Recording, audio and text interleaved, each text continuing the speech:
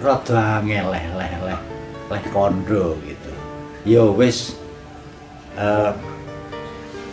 seperti kalau kita ketemu terus pisah itu donga dinungo wae, Cak. Jadi saling monggo, mari kita saling donga dinungo, saling mendoakan.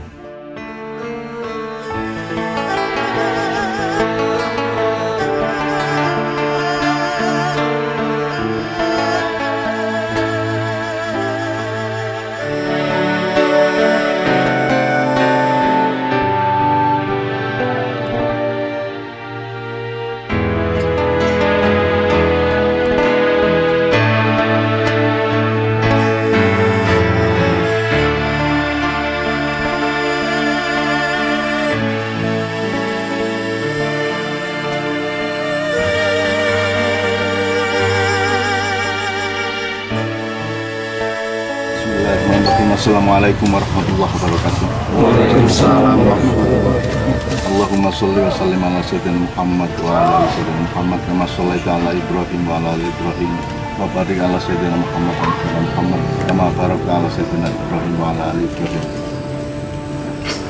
A'udzu billahi minasyaitonir rajim. Ya ayyatuhan nafsul mutmainnah irji'i ila rabbiki radiyatan mardiyah wadkhuli fi ibadi wadkhuli jannati.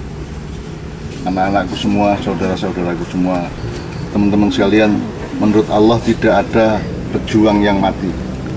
Yang ada adalah orang yang selalu hidup di sisi Allah dan selalu dilimpahi rezeki oleh Allah. Jadi Mas Iman ini adalah pejuang sejati. Jadi kalau saya tidak berpikir mengenai penyair, mengenai kesenian, saya berpikir bahwa Mas Iman adalah orang yang hatinya mulia, pikirannya jujur, dan seluruh jiwanya dipenuhi oleh pertimbangan-pertimbangan berdasarkan kehendak Allah Subhanahu wa Ta'ala. Meskipun sebagai manusia beliau juga tidak sempurna, sehingga ada sejumlah hal yang berhasil, ada sejumlah hal yang tidak berhasil. Tapi intinya kita menyiapkan hati legowo, hati ikhlas, bahwa Mas Iman tidak meninggal, dan itu tergantung kita. Kata Rasulullah SAW, "Idza mata ibnu adama inqata amaluhu illa min thalatin, shadaqatin jariyatin, aw ilmin yuntafa'u bihi, aw waladin sholihin yad'u lahu." Jadi kalau seseorang sudah kita bawa dari kehidupan ke kuburan, ke dunia kematian, menurut Allah sudah terputus. Terputus itu artinya tidak bisa makan lagi, tidak bisa nulis lagi, tidak bisa yang lain-lain lagi. Maka, tetapi kan Mas Iman tidak pernah mati. Dan tidak matinya Mas Iman tergantung kepada yang masih ada di sini, yang masih hidup. Jadi kita harus menghidupkan jariahnya Mas Iman. Jadi Mas Iman adalah orang yang saya mengenal beliau 51 tahun. Jadi saya kenal beliau sebagai junior, beliau itu tahun 1969. Sekarang berarti sudah 51 tahun, dan saya saksi hidup bahwa Mas Iman itu sudah mencapai apa yang saya dan kita semua mungkin belum pernah mencapai. Mas Iman sudah mengalami apa-apa yang kita mungkin belum pernah mengalami. Mas Iman sudah melakukan yang kita mungkin belum mampu melakukan. Mas Iman sudah pernah berada di level kehidupan yang kita tidak pernah merambahnya. Jadi saya tidak bisa cerita banyak, tapi intinya adalah Mas Iman itu teladan kami semua, teladan kita semua. Mas Iman adalah orang yang berhati mulia, orang yang pikirannya tidak pernah tidak jujur, orang yang seluruh pertimbangan hidupnya itu sangat matang dan sangat lembut. Oleh karena itu hari ini kalau kita ditanya sama Allah, "Piye Kang Masmu tak jupuk entuk pora?" Kita pasti hati kita menjawab, "Mbok jangan." Jawaban kita mungkin ada dua. Yang pertama, "Kula mawon, ampun Mas Iman." Tapi mungkin jawaban yang kedua ada yang agak tidak tepat.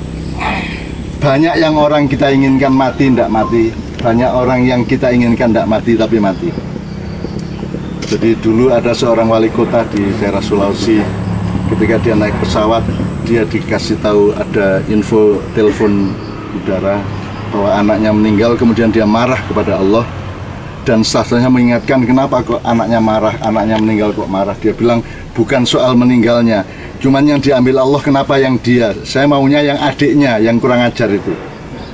demikianlah kita ini sebenarnya aslinya kan tidak setuju ke sini ini. Kita kan tidak mau punya rencana untuk menguburkan Mas Iman.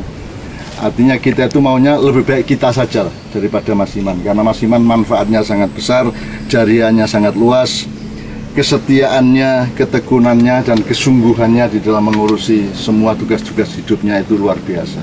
Dan saya mengalami dengan beliau 51 tahun dan beberapa tahun terakhir sangat intensif dengan penggarapan majalah Sabana. Oleh karena itu sangat kaget kita menerima berita bahwa Mas Iman dipanggil oleh Allah tanpa sakit, tanpa COVID, tanpa proses apapun. Allah memanggilnya secara mendadak, dan setahu saya yang dipanggil Allah adalah orang yang jiwanya sudah tentram.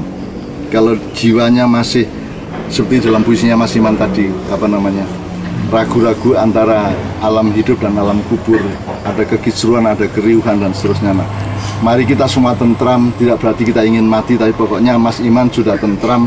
Dan Mas Iman tahu apa yang kita omongkan sekarang. Mas Iman mengerti dan berterima kasih dan bersyukur, dan terus melihat kita semua dari alam beliau, meskipun kita mungkin tidak bisa menembus alamnya Mas Iman. Tapi intinya adalah teman-teman sekalian, kita sangat kehilangan. Saya dan teman-teman di Kadipiro, teman-teman seniman, teman-teman sastrawan Yogyakarta, Indonesia sesungguhnya sangat kehilangan beliau Mas Iman Budi Santoso. Bahkan dalam konstelasi kesastrawanan atau kepenyairan di Indonesia, Mas Iman itu adalah salah satu soko gurunya, salah satu pancernya.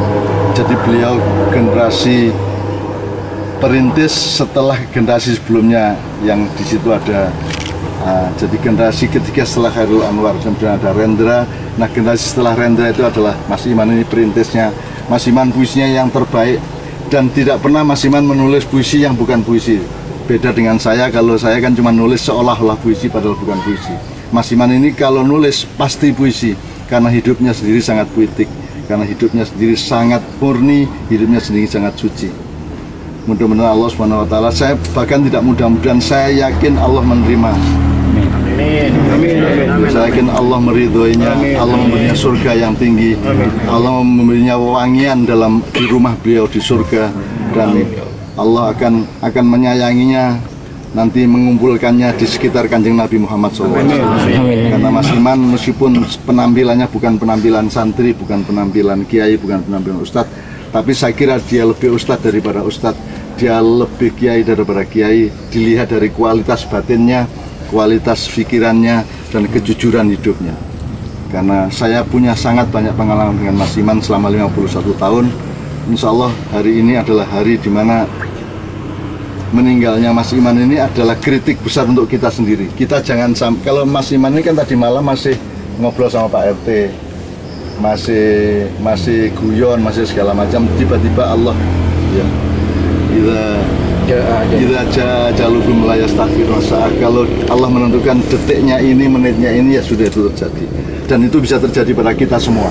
Oleh karena itu kita jangan sampai tidak murni kayak Mas Iman. Kalau Mas Iman itu anytime dia sudah mutmainnah, sudah tentram jiwanya, sudah tidak ada ganjilan dalam pikirannya, sehingga seluruh puisinya beliau dan tulisan-tulisan beliau, terutama terakhir-terakhir itu betul-betul menggambarkan betapa beliau itu mampu menjalankan kehidupan sebagai manusia yang dulu Allah memang merencanakannya seperti itu.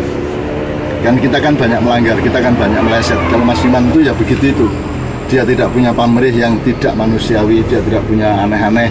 Dia orang yang sangat lurus, orang yang sangat murni, sangat orisinal, seolah beliau adalah berada di garis lurus dari Nabi, dari Nur Muhammad, Adam sampai Muhammad, sampai ke sini itu Mas Iman itu tidak pernah terpeleset kemana-mana. Amin ya rabbal alamin. Oleh karena itu teman-teman sekalian, kita ikhlaskan, kita pulang dan kita belajar untuk berguru kepada Mas Iman tanpa berhenti. Sampai sekarang pun kita tetap belajar kepada beliau, dari tulisan-tulisan beliau, dari puisi-puisi beliau, dari esai-esai beliau, kita tetap belajar. Dan mudah-mudahan nanti kalau Allah memanggil Anda dan saya, itu kita sudah berada pada posisi mutmainah seperti Allahumma sholli. Al-Fatihah.